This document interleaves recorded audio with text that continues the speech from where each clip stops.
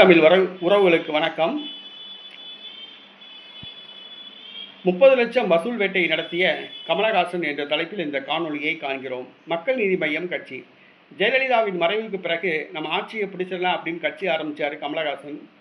ஆனால் ஆட்சியை பிடிக்க முடியல, இவர் கூட ஜெயிக்க முடியல. அதான் வேதனையான விஷயம். அரசியல் சாணக்கியம் கிடையாது, அரசியல் புரிதல் கிடையாது. இன்றைக்கி கட்சி அம்போன்னு போச்சு. கட்சியை கொண்டு போய் திமுக கிட்ட அடகு வச்சு ஒரு ராஜ்யசபா எம்பி சீட் வாங்கினார். சட்டசபை தேர்தலில் போட்டியிடுறதுக்கு அனைத்து பேச்சுவார்த்தைகள் நடந்தன. சட்டசபை தேர்தலில் போட்டியிட விரும்புபவர்களிடம் விருப்ப மனு வாங்கப்பட்டது. விருப்ப மனுவோடு சேர்த்து 50,000 ரூபாய் டிடி எடுத்து அனுப்பணும்னு சொல்லி கட்சி தலைமை உத்தரவிட்டதன்படி ஏறத்தாழ 60 பேர் தேர்தலில் போட்டியிடுறதுக்கு 50,000 டிடி எடுத்து அனுப்பியிருக்காங்க. மொத்தம் 30 லட்சம் ரூபாய் இதன் மூலமாக கமலஹாசன் வசூல் பண்ணியுள்ளார்.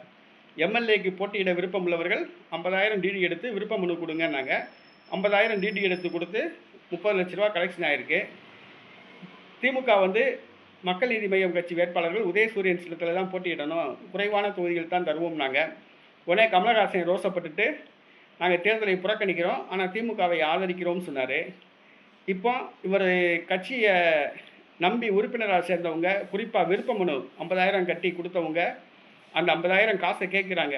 தேர்தலில் தான் போட்டியிடல, தேர்தலில் போட்டியிட விரும்புகிறவங்க 50,000 கொடுங்க அப்படிங்கல்ல, 50,000 கொடுத்தோம், அந்த 50,000 கொடுங்கன்னு சொல்லி கேட்குறாங்க. கமலஹாசன் அந்த 50,000 தர மறுப்பதாக கூறப்படுகிறது.